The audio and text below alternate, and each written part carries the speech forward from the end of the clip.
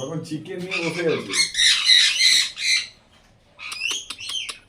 একটু ওর সাথে কথা বলো না, একটু চিল্লাবে একটু। লিসা কই? করে দাও তো একটু। করো।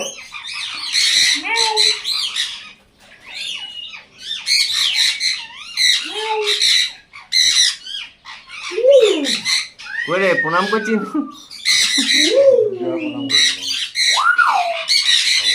এটা কি করলো উপর। এই চলো চলো।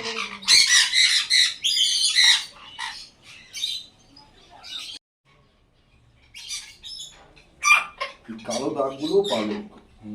এই ছোট করে দেখছেন না কালো দাগ দাগ ভালো, ও সব পালক। দাগ নয় কি।